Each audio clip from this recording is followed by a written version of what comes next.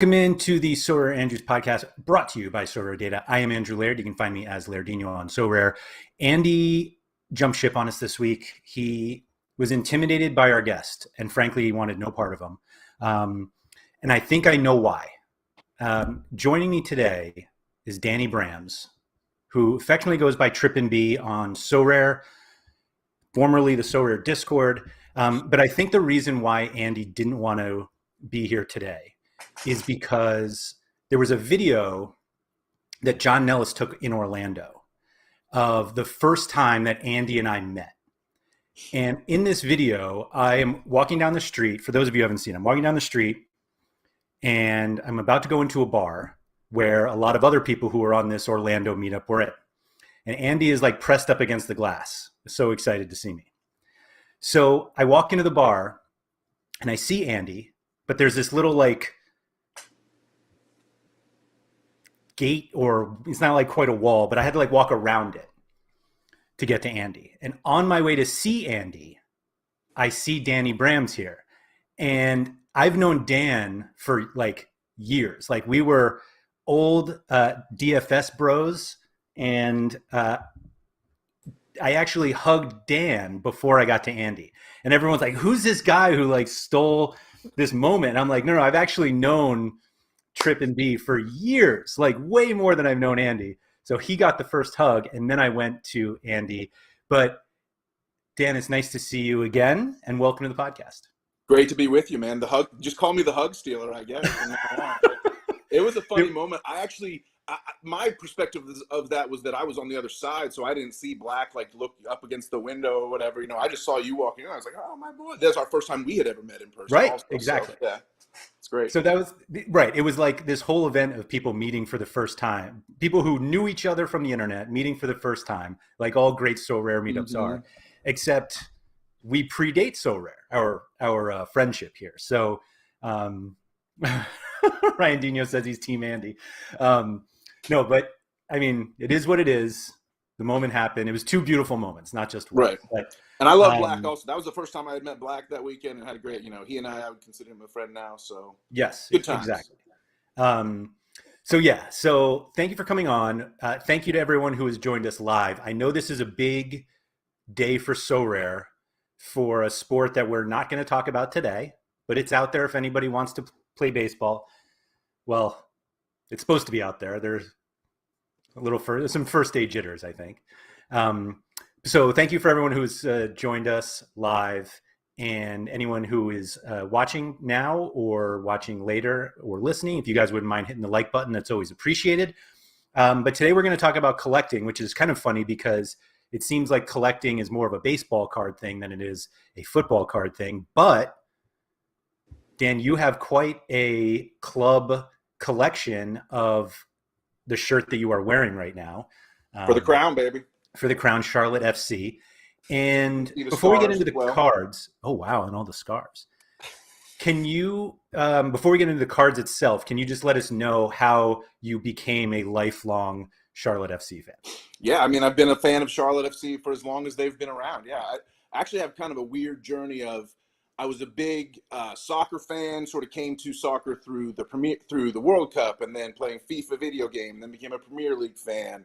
And then I knew MLS existed, but I knew it was kind of like a lower league. And then Beckham came to MLS, and that kind of elevated the profile of the league and whatnot. And I was probably a Euro snob for a little bit, and then I started getting into MLS.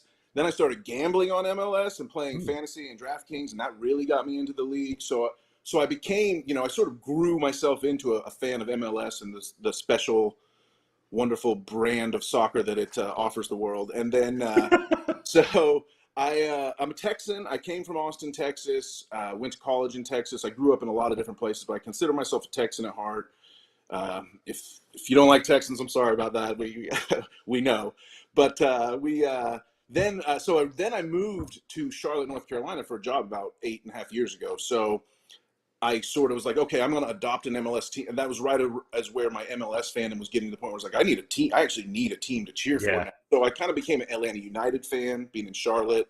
I actually drove down to Atlanta. It's about a 3-hour drive. I probably went to a game, sort of, went to a tailgate, really It's a cool enjoyed it. experience in Atlanta. Yeah, and the stadium was amazing, and I was like, wow, this is cool, and that even deepened my fandom of MLS soccer even more.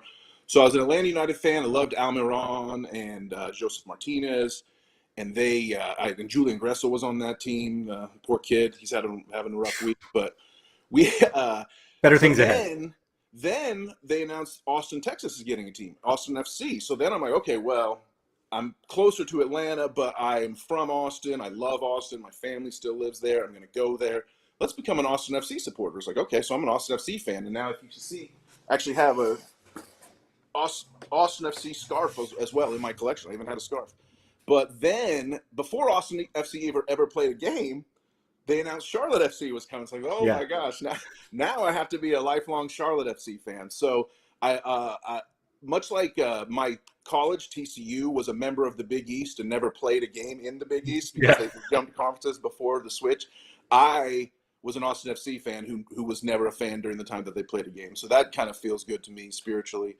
But Charlotte is great. I love the city of Charlotte. I think probably when it's all said and done, I'll die in Austin, Texas. But I do love Charlotte, and I've come to love it, as a hometown. So there's a lot of great vibes here and everything. And the launch of the club, it's really cool to get in on the ground floor of things. I'm a big fan of that as well. So It all just appealed to me, and I sort of just went all in. I bought in, got season tickets, went to some, preseason events. We had to wait a year. We got delayed a year by the pandemic from our launch, this, that, and the other thing. And then it just became a thing. I have a really good friend here, a guy named John Hayes, that I created a podcast with about Charlotte FC. So we podcast. If you don't really talk about Sorare too much over there, but if you just want to hear like guys drinking and talking about MLS, follow @ForTheCrownBaby is the name of our podcast. It's called the Charlotte Soccer Show. But no, I just wanted to be in. I wanted to go all in. I wanted to like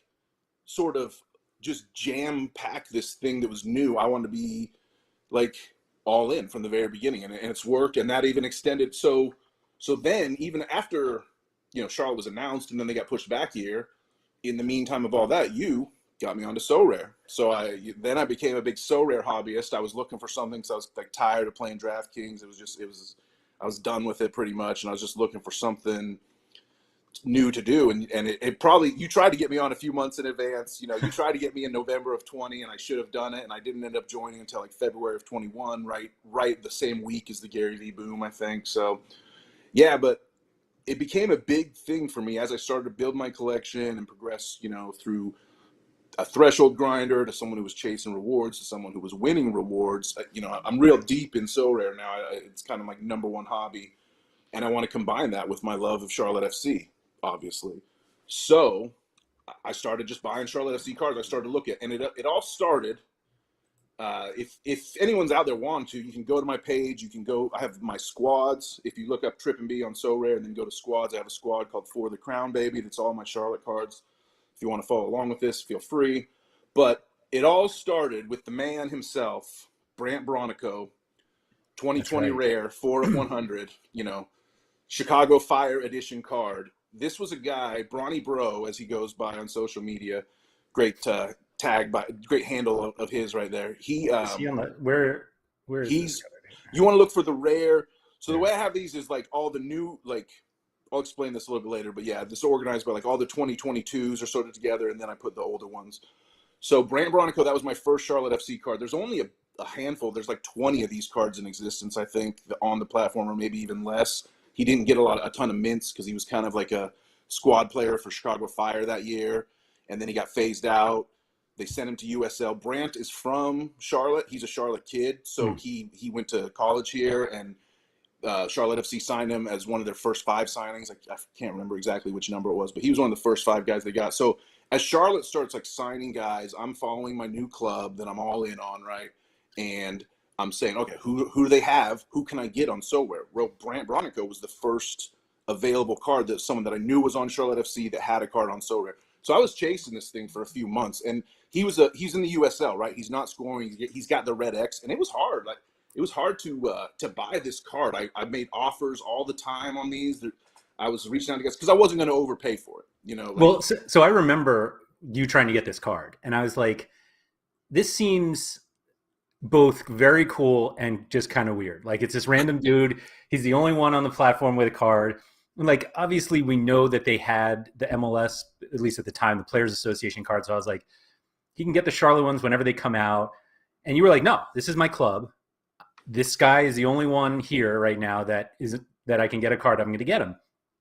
And what was really funny was I'm imagining that everyone that you went to that had the card was like, oh, there must be something up with this guy. Because like nobody should be coming to me for this card that's not on the market, and just like it doesn't make any sense.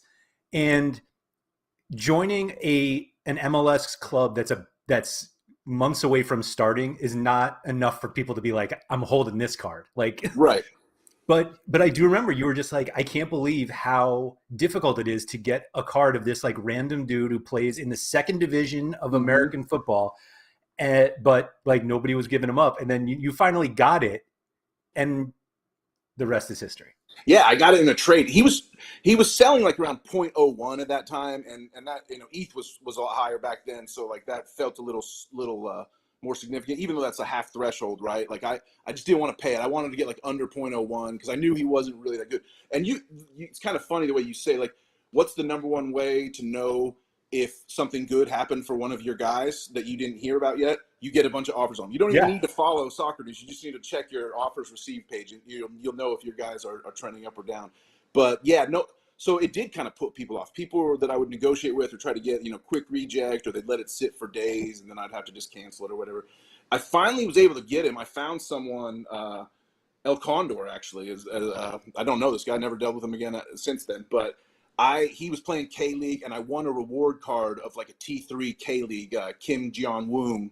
Of course. And I was able to talk this guy into, who was looking for some K-Leagues, to trade me straight up. So I didn't even necessarily have to pay for Brant. Mine is number 4. You might be able to find that trade. Yeah. So Kim Gyeon-won. Did I win this trade? I don't know. Let's find out. I won. I think. Yeah, it looks like you won it. Pretty nice. Yeah. Yeah.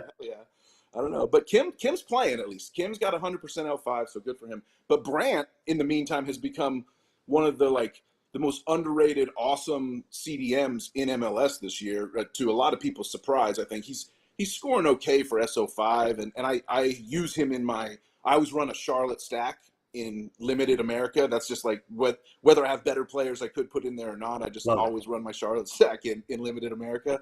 And Brant's had some good games. He had an assist there in game week 284, but he's pretty solid. He's a really good threshold grinder card, to be honest. Totally, if you're looking for cheap. So love Brant, and he started the whole collection. Then I started branching out. So like slowly after that, Charlotte starts signing more guys, and a lot of their first signings were people who didn't have minted cards and guys that just sort of had to put on a list. But then it comes to the man himself, Alan Franco.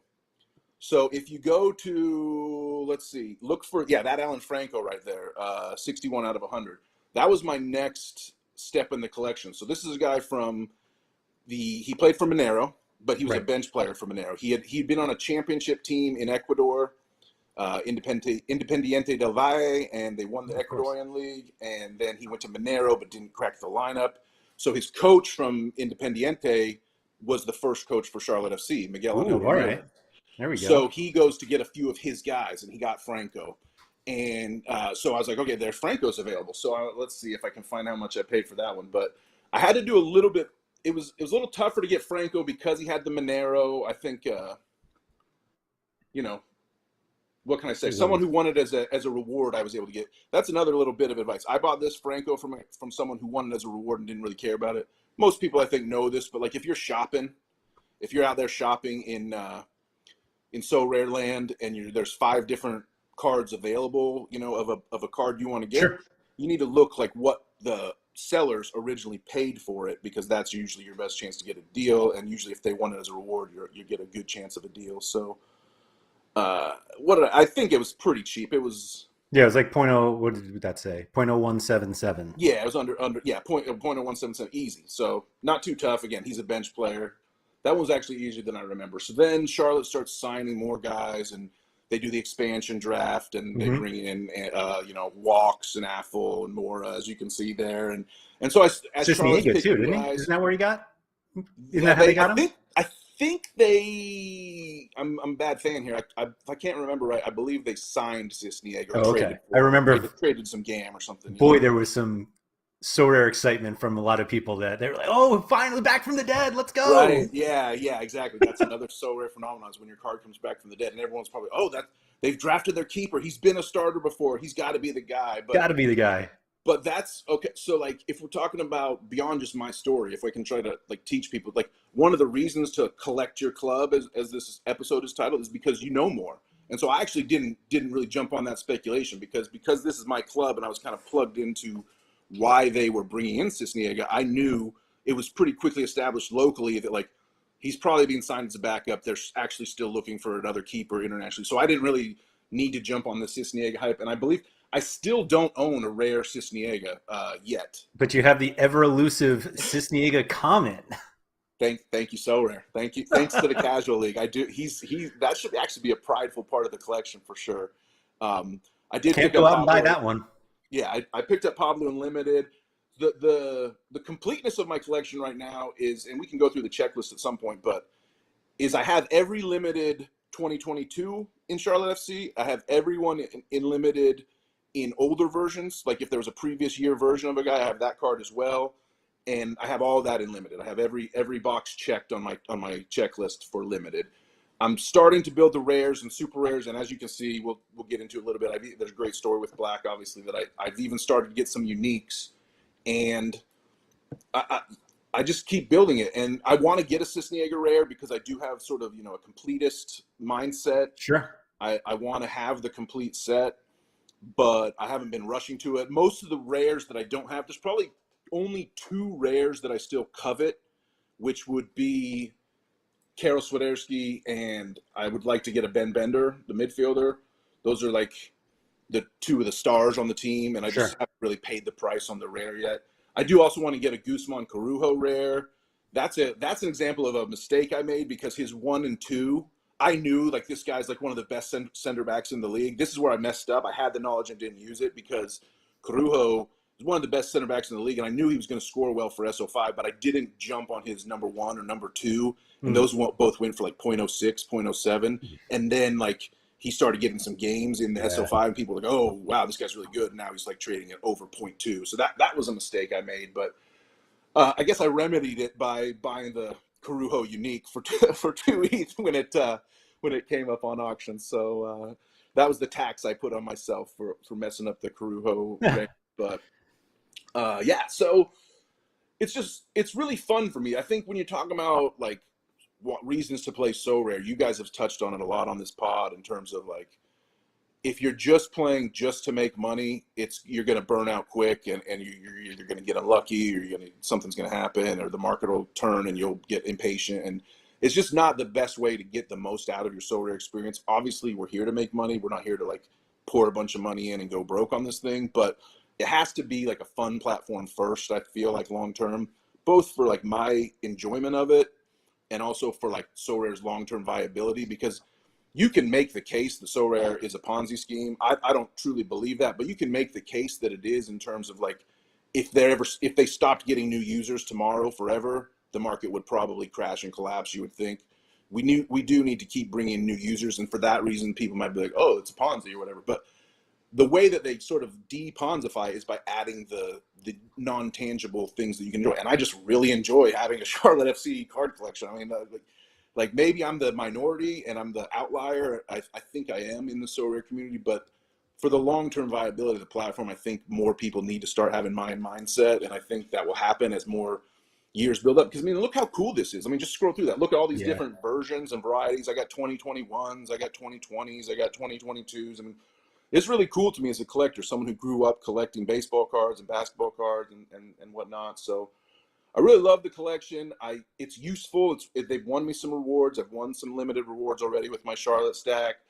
Andre Shinyashiki, that was a great move. Like I was able to sneak to get a little bit ahead of him because I got rumors he was coming in. So that's another reason to collect your club, is because you can capitalize on the rumors a little bit better. I was able to get his super rare and rare, and then like they minted him a Colorado rare. If you look at the scroll up to the rare forwards in 22, they minted him a Colorado rare. Sticks out like a sore thumb in here. Right before he was traded, and so that's the last one that I know of. I don't believe there are any. I believe there's only those 4. This is number 4 of 100. They don't mint them once they change teams, and they haven't minted like new Charlotte guys yet. So if I had not bought this, I would have been in trouble in terms of like trying to complete my collection. I got this at auction for fairly cheap, and then he went on a nice run after that and kind of raised his price. Now he's back to a bench player, but there's a lot of people in the fan base that want him to get back to the starting 11. So we'll see where we go with that in the future. But yeah, very glad I grabbed that one. And then it gets into like, how much do you want to spend? I could have just stopped on my limited collection. Obviously, I could have just, all right, I got my limiteds, I got my club, but I'm not throwing any more money behind this. I need to focus on, Sorare as an investment. I need to make sure I'm getting maximum return on my dollar. And, if I overpay for a card, then everyone will make fun of me and tell me I'm bad at Sorare. Oh no, blah, blah. It's so horrible. But you can't worry about that kind of stuff. You just got to like get the cards that you want. Ultimately, you want the card. That's what it's. So the Carujo unique, like when that came up on auction, I was so mad because I don't want to spend more than I have to, but I also have to have a complete set, right? Or as complete as the set as I can get. So I was mad when I saw it, and I was like, oh, Sorare, why are you doing this to me? And then I was like, okay, I'll bid up to 1.5 on this thing. 1.5 I'll do, but I don't want to like spend $1,000+ on this card or whatnot. And then it got to 1.5 and someone outbid, and I was like, no, F that. I want that card. I want that card. So someone bid me up, and I was like, and when it came down to it, when it comes to the showdown, as Daniel Plainview likes to say, I wanted the card, and so I got the card. So that's kind of the way it goes when you're collecting with this. Great story. Obviously, we can get into this. You see the unique card, kind of the signature card, stands out. Sergio Ruiz. He's our midfielder for us. He kind of plays in a hybrid 6'8" box role. He's our first ever signee, and so this is kind of a funny story because I was just randomly late at night, like, I saw Bronico, my boy Brant Bronico, Bronny Bro, had a signature card. Just like I just went to his page, and then I saw, oh, he's on the game, and so I went. And was like, oh, as you do late at night. Card. Yeah, just scrolling my Brant Bronico fan page checklist over here. But so I saw, and I was like, oh wow, signature cards for Charlotte. Let's see. So I saw there's actually only 4 of them: Ruiz, Bronico, Anton Walks has one. You can see my super rare up there. And then Fuchs has one, the team captain, Christian Fuchs, probably easily the most well-known international player that we have. He's the Leicester legend. He's our team captain. Still thinks he can play left back, but he's too old and should probably just resign himself to playing center back. But then again, happens to the best of us. Yeah, he already got one coach fired for putting him at center back. So I don't know if the new guy wants to risk it, but we'll see. But yeah. So I put out offers. So I was like, all right, there's four Charlotte signature edition cards. Let's put out offers and see if these guys are paying attention. So Fuchs, smart, very smart Christian. He had a reserve price. I was like, let me put let me throw out 0.3 ETH. I was like, I'm going to put 0.3 ETH on all 4 of these guys and see what happens. Fuchs wouldn't let me. He had a reserve price of 0.875. He knows his worth. So yeah. But then I put 0.3 to each of the others. And Sergio accepted within hours. It was amazing. I was like, there's no way this is going to happen. And then I get the little notification, the little red number pops up. And I was like, oh, okay. And it said, Ruiz has accepted your offer. He's like, did I make an offer to some user named Ruiz? Like, oh, Sergio, of course. Yeah. Sergio. So, yeah, Sergio? So, yeah. So I'm going to be honest. I think I got a pretty good deal on it at 0.3. This in terms of being a collector item. Others can disagree. I think his rares are trading around 0.05 right now, so you can do the multiplier on whether the premium I paid was worth it.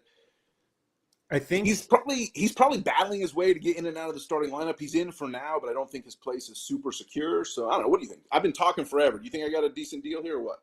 I think it's an absolute steal. I'm going to put it as simply as that.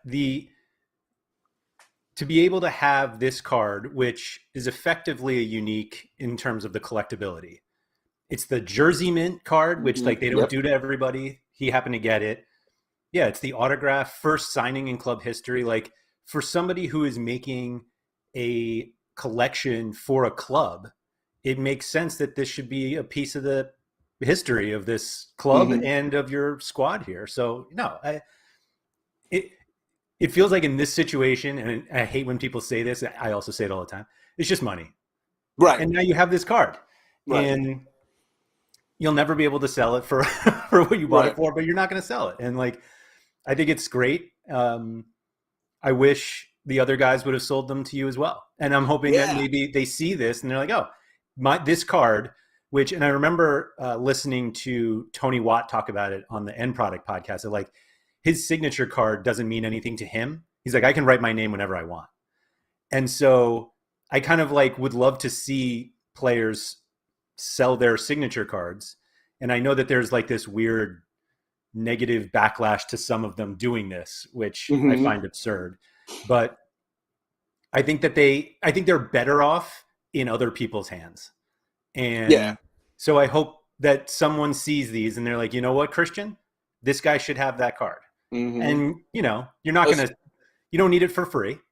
If they're playing the game, if they're like getting into the game and building their own collections, then I say keep your card. But if you're just going to ignore it, then sell your card, get it out there in the ecosystem and let people play around with it for sure. I thank you, Sergio. I don't know you personally, but I just a huge thank you for a great deal, $350 for a card that I will cherish for, you know, the rest of my life probably. So I don't plan to sell my cards until I have some type of catastrophic medical bills or something like that hit me. So, you know, fingers crossed. But Walks actually rejected me. So Walks, he took the time to flat reject my offer. It did not expire. Bronico has had 2 offers expire, but I keep making them. I've upped the offer also, by the way. Don't tell Ruiz, but I've upped the offer from 0.3 to 0.5 for Walks and Bronico. And I'm out to I have some third-party negotiations, let's just say. I'm out to Bronico through a third-party good friend of mine through the podcast that, you know, the Charlotte community is helping each other out. If I might get a message to Brant, I might be in possession of his cards soon. We'll see. All right. We'll have to have you back if these things go through.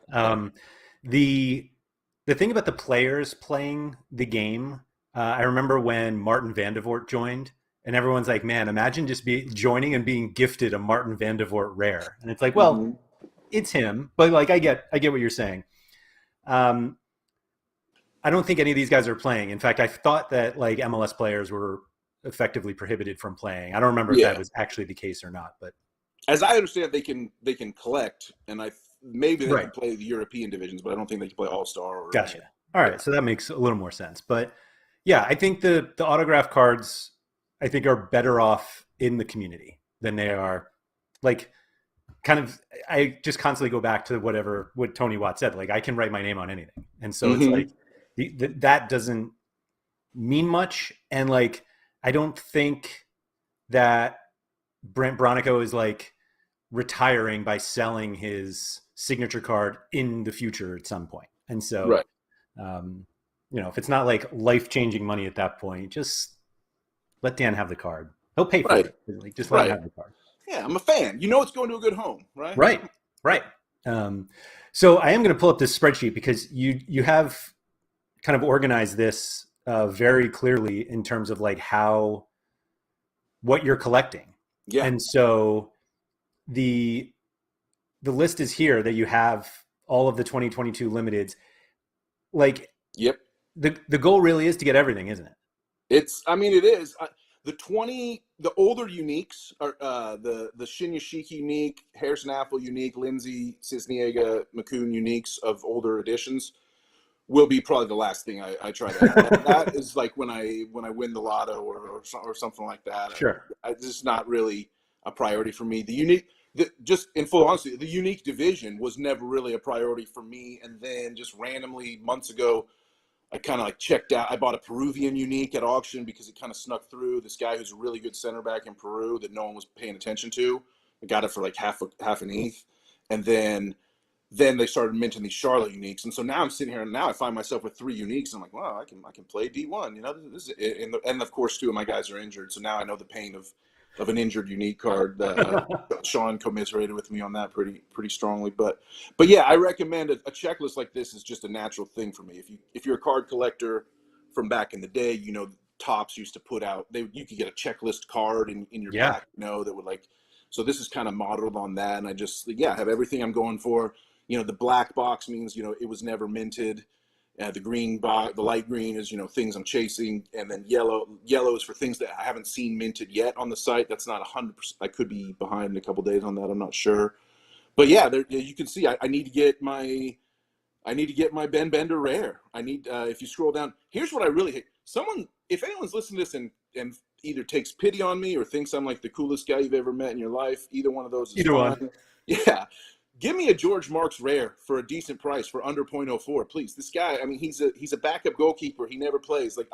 And he's selling for insane prices because he's U23. I'm just like, I can't pay over 0.1 for George Marks, y'all. Like, you need to hook me up. Someone out there, please help me out. But I'll get him eventually. A lot of these guys I probably will wait till the off season now because I think prices will dip and I'll be able to get some slightly better prices.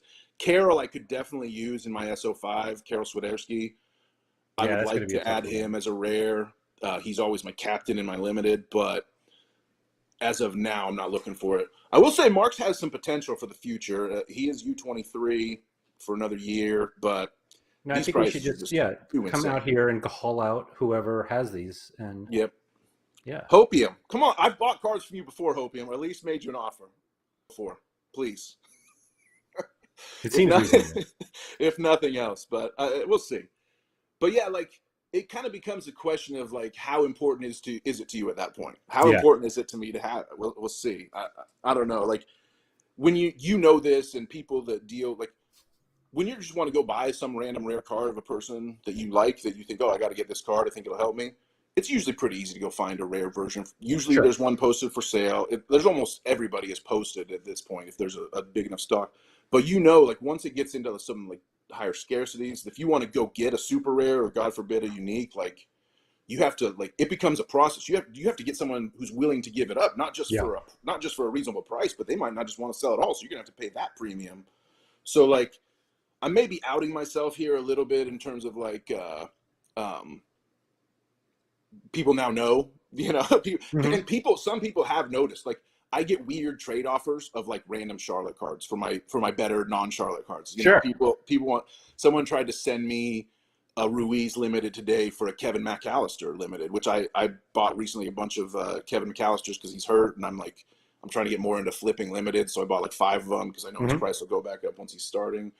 So yeah, people are making offers, trying to steal my stuff. It's kind of messed up, but I mean, in fairness, the value of Charlotte cards is simply higher to you. Right. And so I don't think trying to lowball you, whereas other people may just look at it as trying to screw you. I don't think that's it's totally unfair. Right. Yeah. I've established myself as someone who these cards matter more to me than they do to other people. That's my, Right. On the other hand, you could just go out and buy these cards too.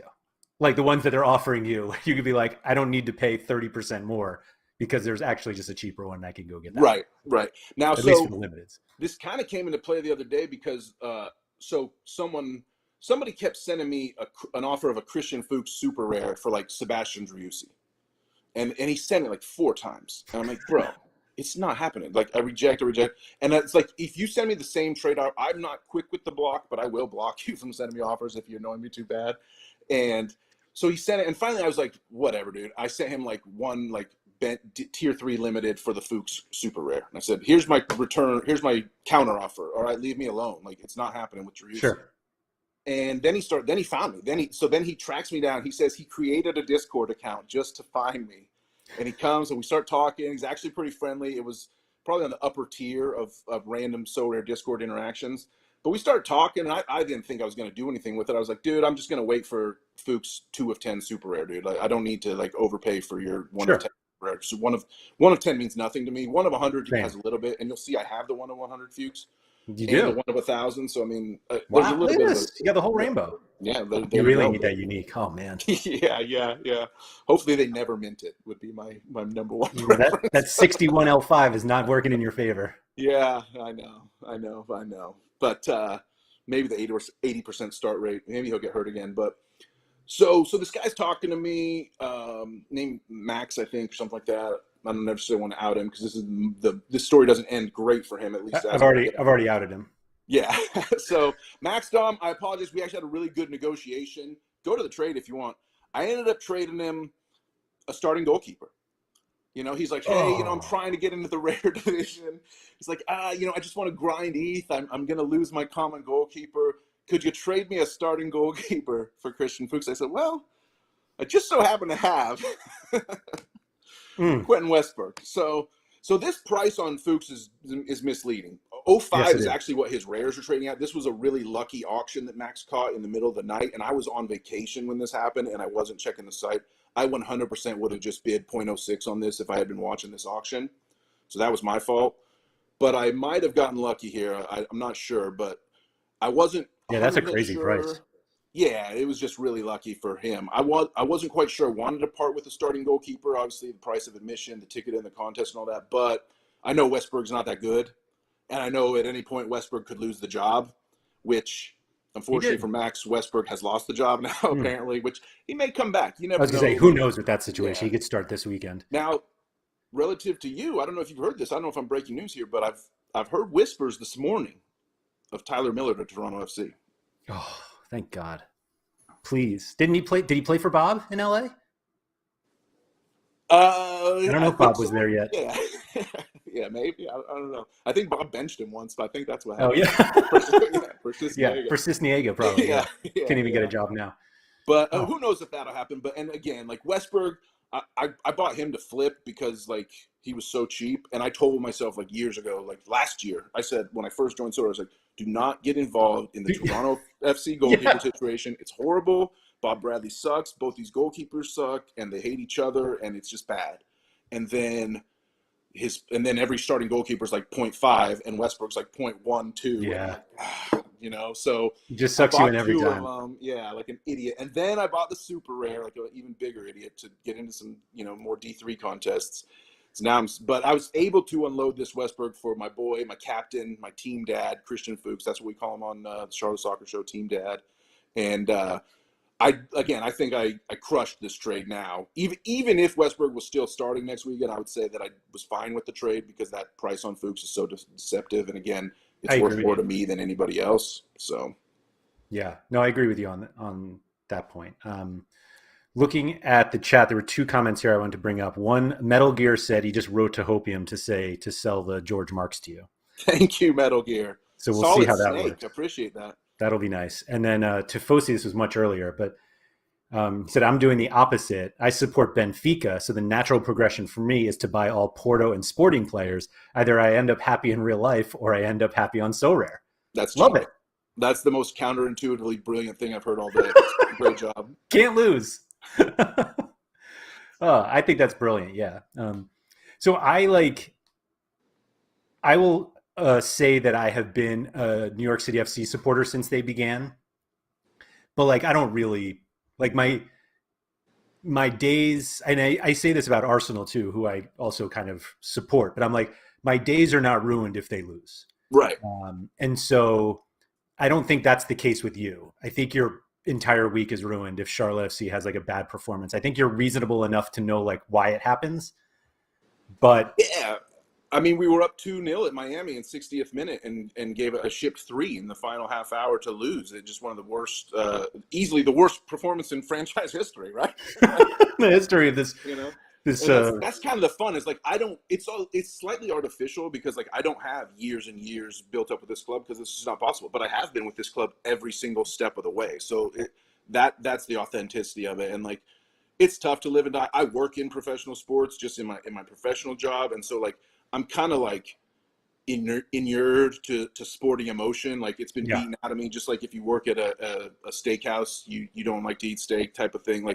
I know how the sausage is made, and so sports becomes a job to me and whatnot. But I don't work in soccer. I work in college football and stuff like that. So soccer is sort of and especially MLS is a chance to just sort of go all in and feed my fan spirit. And actually, I think it makes me better at my day job personally. Is to be able to recapture that sports fandom that I used to have in terms of just going all in and Charlotte live or die for the crown, whatever it takes, the mighty black and blue, it's great to Charlotte FC has done that for me, has made my life better. Charlotte FC has made my life better. It's crazy to like think about that, but like in terms of like getting to enjoy sports again, that had become sort of like a dead zone to me, at least, or just a job to me, and things like that. And now I feel like I'm better at my job because I'm able to have an outlet that feeds that passion. It's great.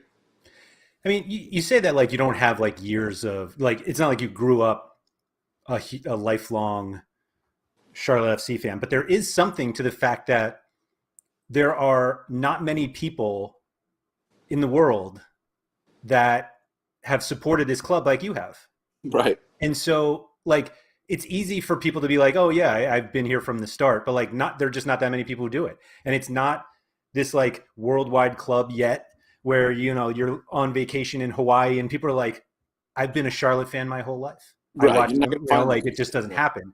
Or you're in Australia wearing that jersey and you see someone else and you're like, oh, I get it. You know, that happens with your, you know, your Manchester United jerseys. It doesn't happen with Charlotte FC yet. And so the whole like, I feel like you're not giving yourself enough credit in terms of the fandom just because they haven't been around long enough. And so kudos to you for that.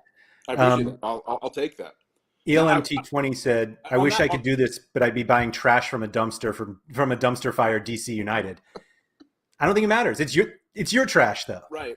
Just go for the limiteds. Just go for the limited checklist. You don't have to get into the rares and super rares. You know, it's fine. Just limiteds are, and they'll be cheap. They're DC United guys. They'll be cheap. You know, it's fun. Go get your Griffin Yao. You know, so that when he goes to the Belgian league, you know, you've got that archive, that artifact card. Which that kind of brings me to a question I did want to put to the chat, if possible, and to you and anyone that's interested. So if you go to my Charlotte squad, it goes back to our guy Alan Franco. So Alan Franco, you know, he's got the Monero card, he's got the Charlotte card.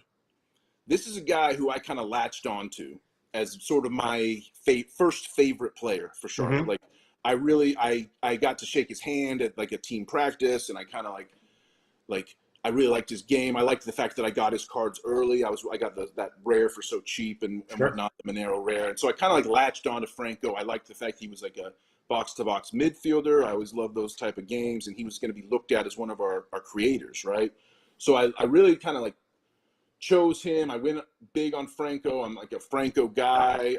I gave him a nickname on our podcast, the Blue Hornet, because, you know, Hornets are sort of a Charlotte thing where the Hornet's Nest is kind of a motif of the city. And so I was like, I'm Mr. Franco. People that are listeners and like fellow fans knew me as a Franco guy. And then he just kind of got phased out. So he was a favorite of our first coach who got fired for being an asshole. And, you know, it wasn't about results. He was just a jerk. And so they fired him. And so, then Franco got phased out. Franco got sent to the bench, and then now he's transferred. So they sent Franco. He's trying to get regular reps to play for Ecuador in the World Cup. He needs to play. They sent him to Argentina. The Talleres in Argentina picked him up. Oh, that's the Atlanta Franco star. Yeah. This guy crushes, by the way. I wish I picked the wrong Alan Franco to be a fan of Sorare process for sure. But Talleres de Cordova. So what I need to know is, do I keep my Francos in my Charlotte collection? He's not on the team anymore. His card is Monero.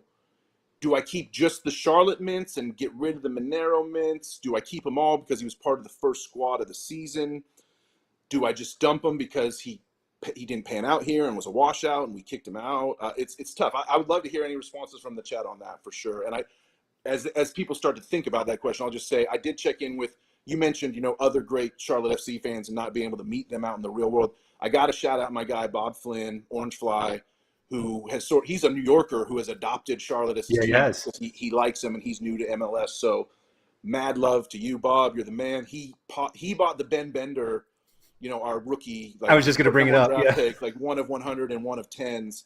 And he told me that I'm never getting them from him. So that's just going to have to be a permanent hole in my collection, serial number wise. But Bob told me to keep the Francos because he was part of the first-year squad. I don't know if anyone else thinks. What do you think?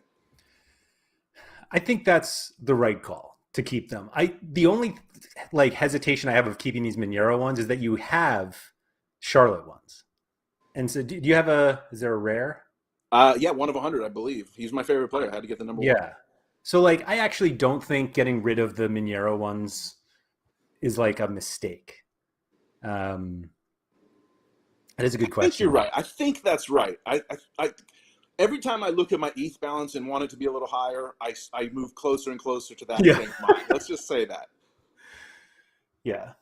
You really needed some new baseball card. You'd be willing to Yeah, maybe. exactly. Yeah, go Texas Rangers for sure. But I think the actual answer is if he can help you get another Charlotte card, then it's okay. I like that. Like Yeah. if maybe you were, if the McKinsey Gaines super rare comes up and somebody's like, Hmm. let me get that Franco rare. You'd be okay. Yeah. I like Yeah. that. Yeah. Gaines, unfortunate that it's nice to have the full collection because as long as Charlotte's been a little unpredictable with their 11s, but like if you have a good read on the team, you know who to put in. Gaines, unfortunately, really promising young speed demon who just has not quite mastered the technical skills. He was in the lineups early in the year, and then he got kind of pushed to the bench, and now he's kind of like fourth or fifth choice on the wing. Because that gets me into the one other thing I really wanted to make sure to talk about, which was Jordy Reyna, sitting there right next to him. Reyna was a guy who I know from just being an MLS fan. I played him, often played him on DraftKings when he was at Vancouver. I never really had a chance to play him on DraftKings when he was at DC. He didn't really catch on there, but Yeah. I knew he's a decent player who kind of runs hot cold and takes some set pieces. I didn't really like him though. I was kind of mad when Charlotte got him. We signed him because I was I just can like, confirm man, that. like get this guy off my club. I don't want what a waste. I just had higher aspirations, and I have to eat all the crow. Now I'm sitting here holding his unique card on Sorare. So how did I get from one place to the other? Well, he started playing really well. He started showing me that I was wrong, and I'm never afraid to admit when I'm wrong. That's one thing. Like I will always come out with I always try to come out with strong takes. Like I don't like to be wishy-washy. I like to say what I mean and mean what I say. But Sure. I also reserve the right to change my mind if new evidence presents itself. So Jordy just started playing like a beast, and he got into the starting lineup. He got some decisives. He started getting some scores, and I was like, and then lo and behold, here comes the unique auction for a guy with a green L5. Who would have thought? Just like you referenced earlier. And again, I was mad. I was like, man, I don't want to be put on the spot to add these uniques to my collection. I just want to get in and have a great collection for as cheap as possible, Yeah. stuff like that. So it was tough. And I debated this one. I had just bought the Carujo 2 days earlier for 2.2 ETH, I think. So I was like, man, do I really want to spend again? What's my budget? How high would I go on this? And I told myself that I would go to zero point 0.4 ETH. I was like, I'll go zero point 0.4 ETH on Reyna. That's like something like 11x rare prices at that day and whatnot. And I was like, that's about as high as I can go. And I'm not trying to get into the uniques division. I'm trying to save money to buy more stud rares to help me win in Europe. I got to replenish my Europe lineups, et cetera, et cetera. And it's just you get by with a little help from your friends in this game. I have good people all around me that know sometimes better than I do what I need for my squads. And your co-host Andy Black, he was kind of following the auction with me, and I bid up. I told myself I'd bid to 0.4, and I was like, ugh. And then I was like, it went higher, and I was like, okay, I'll do 0.5. I Yeah. bid An exactly half. auction max bid is never the max bid. I know, yeah, exactly. That's a very true statement. But basically, I went to 0.5, and then I jumped off. I was like, I lost my. I was like, I can't do it again. I can't go another one. Even though I probably should have. And so Black also, so it was it was like 0.53 or whatever, 0.54, and then Black all of a sudden just jumps in at the last minute. I had been talking to him maybe 20 minutes earlier, like, I might get this card, we'll see. And he didn't say anything. And then all of a sudden, he's like, boom, comes in over the top of someone else's bid right at the end, and it holds up. And he goes, hey man, send me 0.5, it's yours. I'll eat the 0.07, and you buy me some beers next time we are lucky enough to see each other. And it was awesome. And then immediately after that, Jordy has a brace. He scores 2 goals in the next game. Yeah. So he paid off right away. I posted it for 5 ETH, and anybody that wants it can come and get it. No, just kidding. But I'll hold on to him. But yeah, but again, following the team a little closer kind of informed that purchase because I was able to hear the coach. I was worried that he's just on a hot streak. He's going to go back to the bench. I don't know if this was a good buy. But then after I purchased it, I watched the next coach press conference, and he was like, "Oh, I love Jordy. He's our best technical player. He has the chance to be one of the greats, One most of the best important." in MLS. Yeah, and I was like, "Okay, let's go. Thank you again, Black, for taking care of me yet again." So you can't do it without your people. If you're trying to play Sorare all by yourself, you're going to miss a few things. And thankfully, that's why we have these chat communities and, talking to friends and podcasts and whatnot. And I just thank you so much for bringing me on to talk about all this, Andrew, because this is like a dream of mine to just like relish in two of the things that are, aside from my family and my job, these are two of the most important things in my life right now is Charlotte FC and playing Sorare. So awesome to combine them. No, thank you for coming on. Yeah, I think the obviously these off-site transactions are very suspect, and so I'm going to have to report both of you on this because my gosh, I don't know what's going on here. But no, I think that it was like such a great example of like what can be done.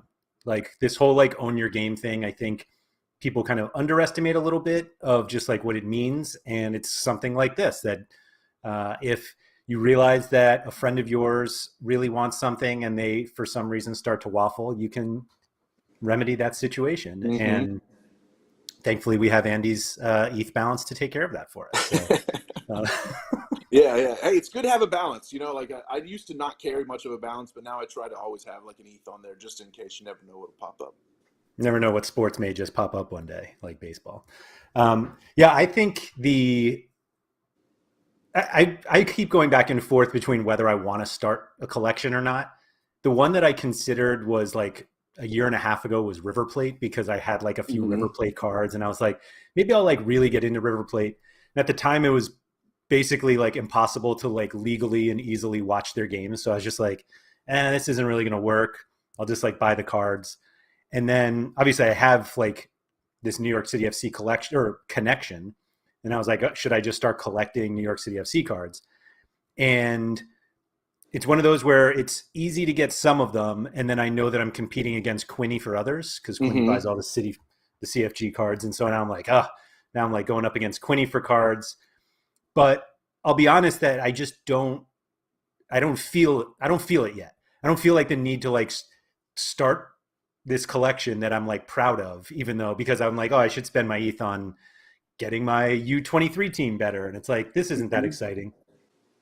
I won an Alexander Callens card today, which is the second Callens card I've won. One was a limited, today was a rare. And now I'm like, is this a sign that like on the day I'm talking about collecting your club, I get one from the club that I support? I'm going to the game on Saturday and I'm like, Watch God work, man. That's a beautiful thing. I think it's the start of your collection. Yeah. So, another thing, shout out to some other collections. Obviously, Mark, You'll Never Walk Alone. I would love to shout him out, but he blocked me on Twitter. But he has an awesome Liverpool collection with the jersey mint numbers of every single guy. That he probably one of the few like collections that I would like almost be jealous of in terms of concept. I'm not a Liverpool fan, but very, very awesome. In concept, it's really cool. Yeah. Yeah, very awesome build by him. Shout out, Marks. Unblock me. I'd love to talk to you about it. But Surface Air Missile, with the rookie card collection. With the rookie cards, yeah. You don't have to base it on clubs necessarily. You can. He has every rookie card that was minted in the 2021 version, which I think is awesome. That's a great collection. We got to get more collectability into Sorare, and I think it comes naturally as more and more people join for their club or join for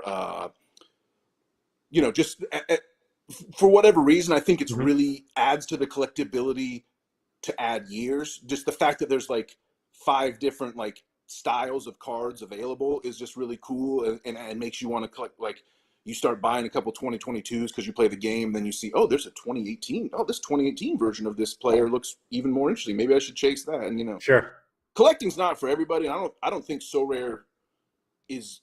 I think Sorare is trying to be a fantasy platform first and collecting second. At least as of now, I'm not sure if they would agree, but that's how I read it. But for me, the collectability just kind of comes in with the longevity is the ultimate point I'm trying to make. And I love what Surface has done here with these rookie cards. Absolutely awesome collection. And it just goes to show you can, like, let's say you just have a collection of all the the top 10 strikers in the Golden Boot race, for your league or something like that. You can build, your collection possibilities are as wide as your imagination. It doesn't have to just be focused on your club. But one thing that I will say that's universal is, like, if you pick a focus for a reason to why build a certain aspect of your collection, it helps you because you're so focused on that, it's going to help you in the SO5 game a little bit in terms of knowledge and edge and just like where you're prioritizing your research and things like that. And hopefully it pays off a little bit. What's funny about the collecting thing is I've turned like a total 180 on it, because I remember I didn't join Top Shot early on. And then it was kind of like, oh, should I get into this? And it was more, I thought about it more after I joined Sorare. And so I was like already like figured out that, like, oh, I can buy these cards to like win other cards or win ETH. And then it was like, I look over at Top Shot and it's like, okay, if you just buy all this stuff, we'll give you this other thing. And I didn't like the idea that like you had to buy certain things to win.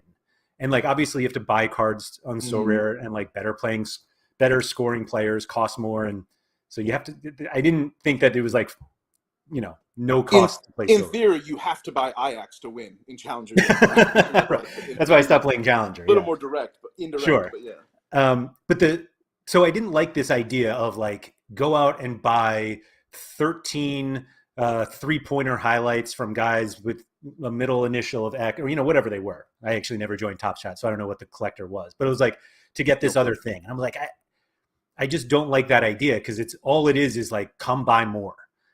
And with Sorare, at least, I was like, theoretically, I could buy 5 cards and never buy cards again. And there are people who do, people who just play for ETH thresholds injuries happen and whatnot. But I've now changed on that, seeing like the more collector squads like we have, like Surfaces here and yours. And it's like, oh, if you can, and I know they did a few in the achievement, collect certain number of cards from the same club, and you can get some of these worthless coins that we haven't been able to use it. But I agree with you that more of that stuff would be fun. And I think, like you said, if you're only playing Sorare like to make money, like you can get burned out, because there's just like only so much you can do. And if you're putting in like so much time and you're still not winning, like it's just not a great experience. But if you like, oh, I happen to also have these 5 Eintracht Frankfurt rookies, 4, I guess, like, oh, here's something else you can get. And I think that's a new way that they can just like keep people involved. And I do wonder if we'll see that with baseball, not to talk too much of baseball in a football podcast here, but like baseball cards are like rooted in collecting. Right. And so culturally in America. Yes. Correct. Right. And so I wonder if we'll see some of that. Well, I don't know if we'll see any of it on the MLB side, but if we do, I wonder if any of it will kind of move over to the football side, and we can just see some more, collecting achievements, so that you're not just going out there to try to end up with the most expensive cards. That'd be great. And I would love to see some people that join baseball because they like collecting and have some interest in soccer, and then move over to the soccer side. That'd be incredible. That'd be a huge boon. More likely, I think we're going to see a lot more of like what you just described, you went through in your own life, which is, okay, this is a fantasy game. What's my minimum to get in? Buy 5 cards. I'm never going to buy 5 more, and I'm good. But then the platform is sticky, and it gets you, the more time you spend, like you just described, you organically, collecting has sort of become more and more prominent slowly over time in your mind. And hopefully that's what's going on in the heads of a lot of Sorare players. And again, it's that longevity and that ability to get things that are rare or different or, old. It's pretty cool. You can't, if you're into collecting stuff, you like old stuff. You want to get the original, right? So but you can't have old cards for Sorare in 2018 when the game launched in 2018. You have to wait 5 years till 2022, then things become old. You can't just like skip towards being old. You have to actually go through the daily process of aging every single day. So, right. That was one of the things. So this Juni Ito card that I have that's now in my Hall of Fame. Ooh, so I was looking for an Ito card, and this one was available. And I had never really considered anything, excuse me, other than price and maybe XP when it came to buying cards. But there was something that made me feel like I've been on this platform long enough that I should have some older shit on in my gallery. Mm-hmm. And so I saw this card, it's the 1819 one, number 4 of 100. And I'm like, I think I'm going to pay a little extra for this card. It's gorgeous. And I I love this card. I've yet to use it because obviously we haven't, the season's not back. I guess he's back this weekend. And it, this card started me thinking like maybe I need to not take collecting more seriously, but maybe I just need to think about it a little more.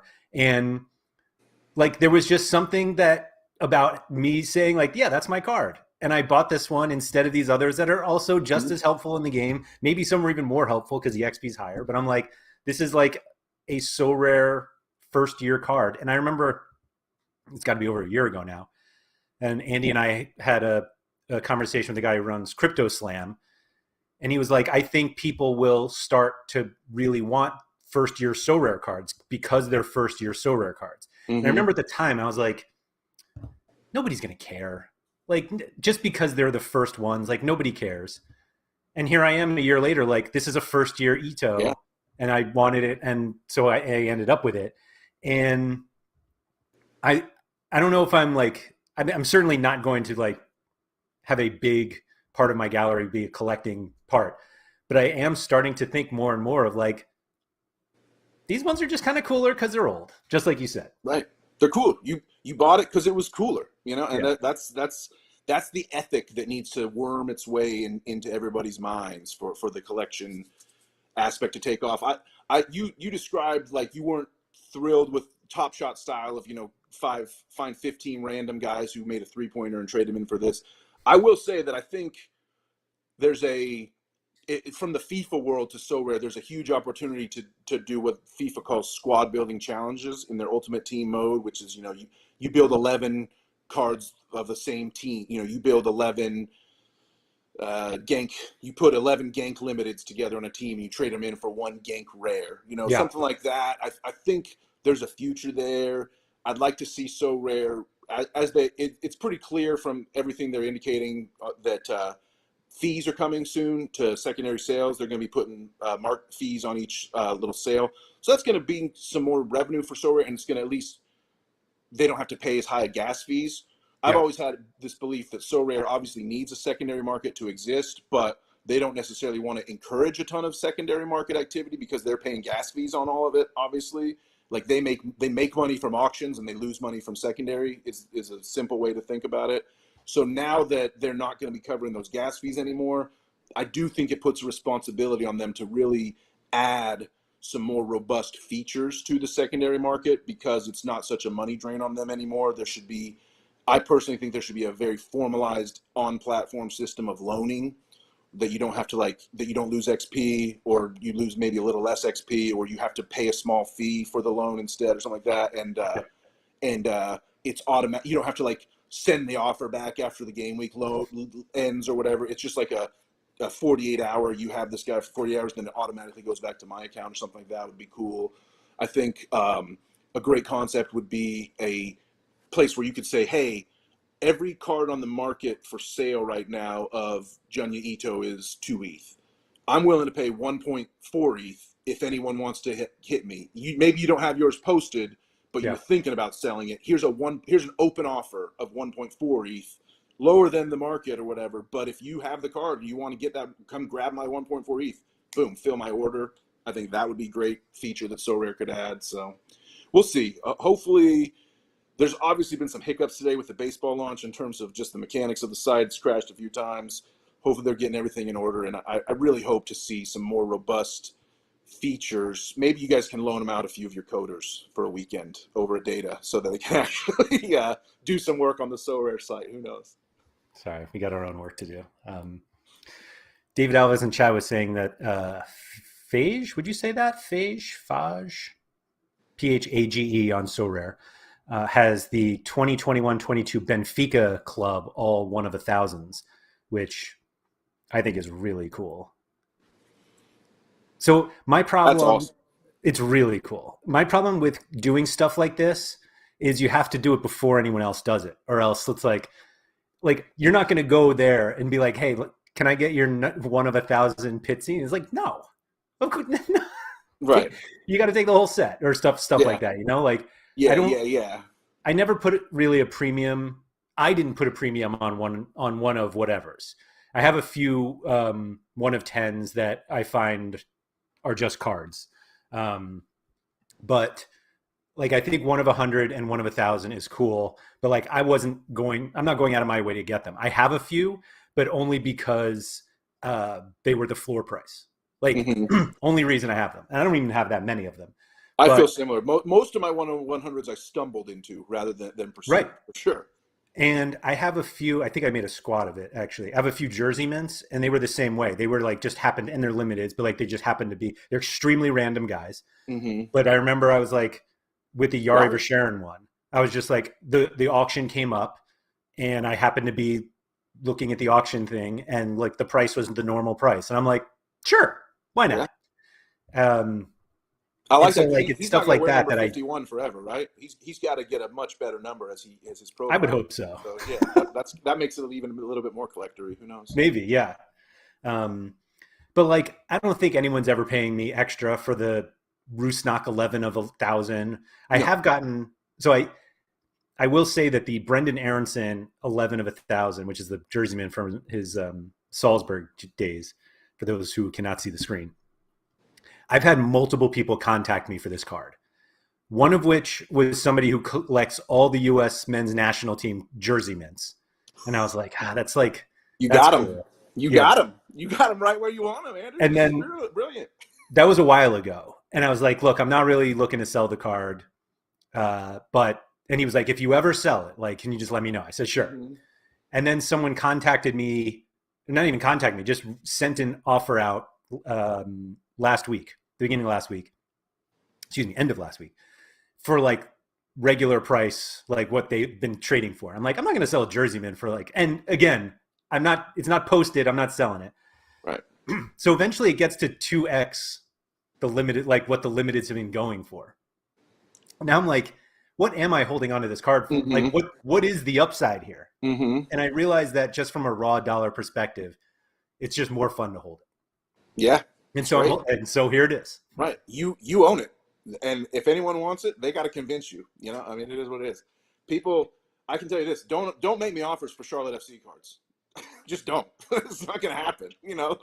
Like I might, if I'm feeling froggy, I might like just check the market and see if there's a cheap one, and I'll sell to you an instant rebuy or something like that. But yeah, it's a snap reject every time. And I think you're going to I would wait till 3X on your Brendan. Wait till they go 3X the normal price. Come on. This U.S. men's national team jersey mint collection, that's a massive hole because this guy's going to be our MVP. He's probably going to win the golden ball in the 2026 World Cup here locally. So I would hold it for a few years. So like, I didn't pay nothing for this card. Like 0.057, $180. But I will be honest, I ended up having to put a minimum offer on it because like they just kept coming and they didn't have a Discord. So I couldn't contact and be like, just stop. Yeah. So that was the way I had to stop it. But you're getting a taste, though. You're getting a taste of what we hope comes to Sorare in the future is the collectability drives people to pursue specific mints, and that drives prices up and keeps things liquid. It will make things a lot more stable on this platform. I have great faith in Sorare. If I didn't, I wouldn't be here. I don't waste my time on stuff generally. That's why I barely play DraftKings anymore. I wasn't that good. But yeah, I think for Sorare to stick around for the next 20 years, there's got to be more than just buy low, sell high. Yeah. No, I agree. All right, we've gone pretty long, even though it feels like we started 5 minutes ago. Thank you to everybody for joining us in the chat. Always appreciate your comments and your likes. If you guys wouldn't mind hitting that like button. Also, if you're watching the replay, that's always appreciated. If you could rate and review it wherever you listen to the audio version. I will be back on Friday with Sean, PSU Fans 2, for the strategy show. Andy will be back next week, and God knows what we'll talk about at that point. Dan, Baseball. Thank you.